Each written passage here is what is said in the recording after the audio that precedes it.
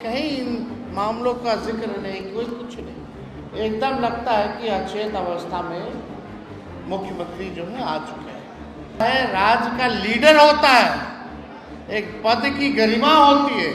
कभी किसी अधिकारी के सामने गिड़गिड़ाते हैं, हाथ जोड़ते हैं, मोदी जी का पैर पकड़ते हैं अपने कम उम्र के लोगों को। और देखो, जितने लोगों का इन्होंने राजनीति में अगर पैर पकड़ा तो केवल भाजपा के लोगों का ही पैर पकड़ा। क्या बिहार में एनडीए गठबंधन टूटने वाला है? क्या एनडीए के सहयोगी दल अब भारतीय जनता पार्टी से अपना साथ छोड़ने वाले हैं?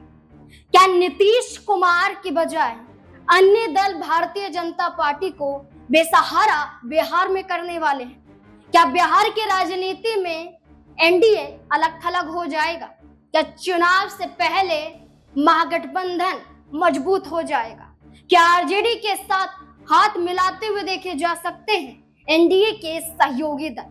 दरअसल सहयोगी दलों में हिंदुस्तानी अवाम मोर्चा नजर आता है। हिंदुस्तानी अवाम मोर्चा प्रमुख जीतन राम मांझी अपनी ही सरकार पर, अपने ही गठबंधन सहयोगियों पर प्रहार कर रहे हैं।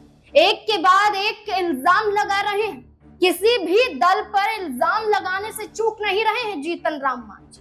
और हाल ही में कैबिनेट विस्तार बिहार में हुआ और बिहार में हुए कैबिनेट विस्तार को लेकर जीतन राम मांझी नाराज नजर आए और जीतन राम मांझी ने भारतीय जनता पार्टी और नीतीश कुमार की औकात दिखाने तक की बात कह डाली। दरअसल कैबिनेट विस्तार हुआ तो भारतीय जनता पार्टी ने अपने ही 7 विधायकों को कैबिनेट में जगह दी और कैबिनेट में 7 विधायकों को मंत्री पद तो मिला, लेकिन जेडीयू पार्टी से ज्यादा मजबूत भारतीय जनता पार्टी हो गई। और भारतीय जनता पार्टी की मजबूती के साथ देखा जाए तो जीतन राम मांझी के बेटे संतोष मांझी जो इकलौते मंत्री नजर आते हैं, उनसे ही उनके विभाग छीन लिए जाते हैं और ये माना जा रहा है कि उनसे ही उनके विभागों को छीनने का इल्जाम नीतीश कुमार और भारतीय जनता पार्टी पर जीतन राम मांझी ने लगाए हैं। दरअसल संतोष मांझी के पास 3 विभाग हैं और 3 विभागों में से 2 विभाग जीतन राम मांझी के बेटे संतोष मांझी से छीन लिए जाते हैं, जिसके बाद जीतन राम मांझी कहते हैं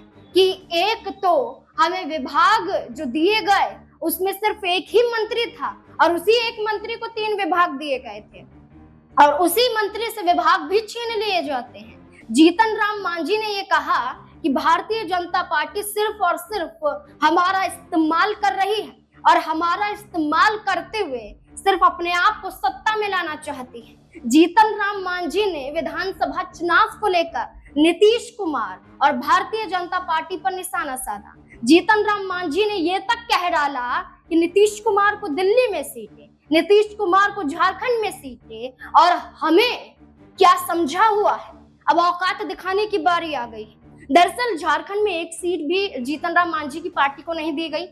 दिल्ली में भी सीटें मांग रहे थे जीतन राम मांझी, लेकिन इस सीटें नहीं दी गई और जीतन राम मांझी इससे नाराज नजर आए। जीतन राम मांझी ने ऐलान कर दिया कि 50 से अधिक सीटों पर चुनाव लड़ेंगे और 50 से अधिक सीटों पर चुनाव लड़ने के लिए बीजेपी ने साथ नहीं दिया तो बीजेपी का ही साथ छोड़ देंगे। जहां नीतीश कुमार भारतीय जनता पार्टी पर हमलावर जीतन राम मांझी नजर आए, तो वहीं दूसरी तरफ देखा जाए तो चिराग पासवान के खिलाफ आरक्षण के मुद्दों को लेकर भी घेरते हुए दिखाई दिए और साफ ये कहा कि आरक्षण पर सुप्रीम कोर्ट का फैसला सही था और चिराग पासवान सिर्फ और सिर्फ आरक्षण के नाम पर कुछ ही वर्गों के हित के बारे में सोच रहे थे। अब जीतन राम मांझी एनडीए के सभी दलों के खिलाफ नजर आए और जीतन राम मांझी लालू प्रसाद यादव की तारीफ करते हुए दिखाई दी।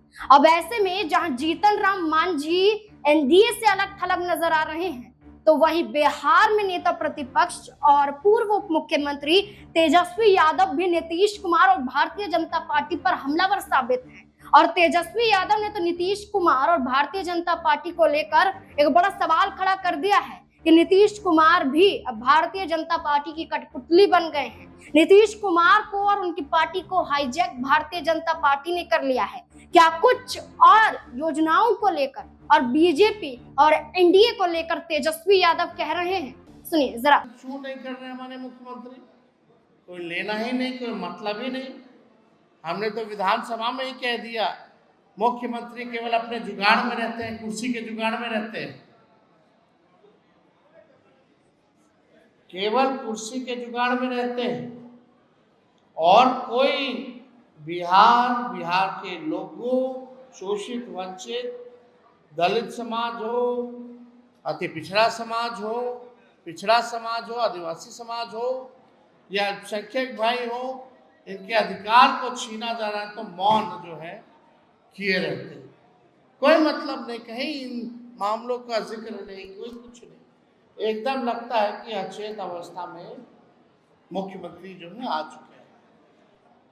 तो इसलिए आज हम लोग ने धरना दिया और इसकी लड़ाई जो हम लोग लड़ेंगे और इन लोगों के बस का कुछ नहीं है। बिहार इन लोगों से चल नहीं रहा, एनडीए से, बीजेपी का तो छोड़िए, इनके पास तो कोई चेहरा ही नहीं है।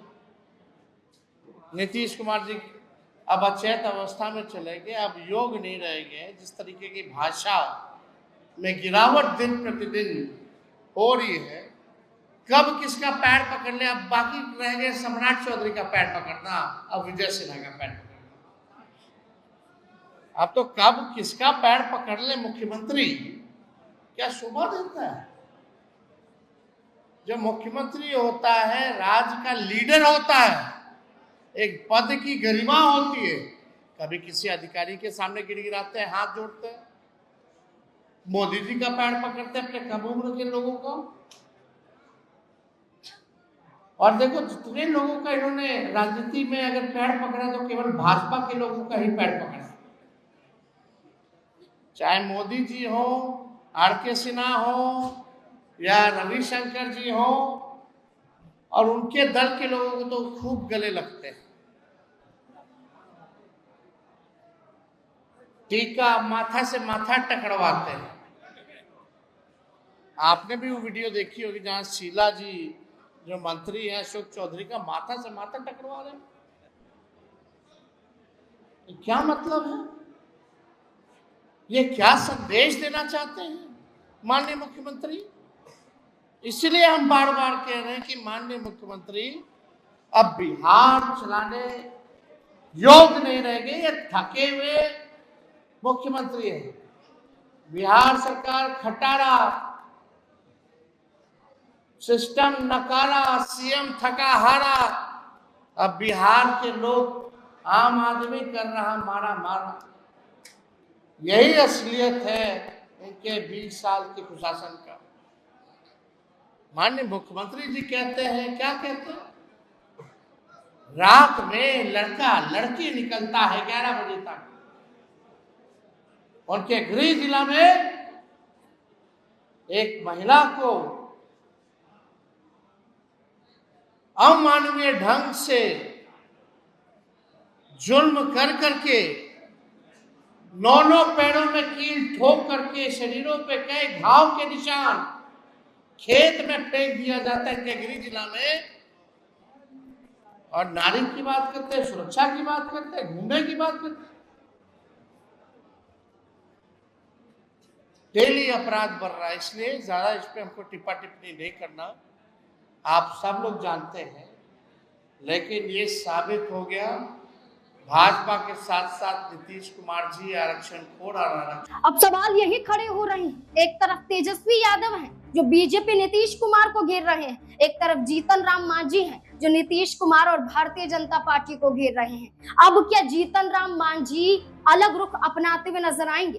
क्या भारतीय जनता पार्टी ने विधानसभा चुनाव में सीटें मन मुताबिक नहीं दी तो पशुपति पारस की तरह ही क्या जीतन राम मांझी भी एनडीए से अलग हट जाएंगे? पशुपति पारस ने लिट्टी चोखा कार्यक्रम के दौरान लालू प्रसाद यादव से मुलाकात भी की और नीतीश कुमार ने पशुपति पारस से दूरियां बढ़ाई। अब ऐसे में माना जा रहा है कि खेला तो होगा बिहार में और जीतन राम मांझी अब अपमान का बदला लेते हुए आरजेडी से हाथ भी मिला सकते हैं। अब देखना होगा कि बिहार की राजनीति में एनडीए मजबूत होता है या बिखर जाता है। इस मुद्दे को लेकर आपको क्या लगता है, अपनी राय कमेंट सेक्शन में जरूर दें। देखते रहें स्पीड 9 न्यूज। धन्यवाद।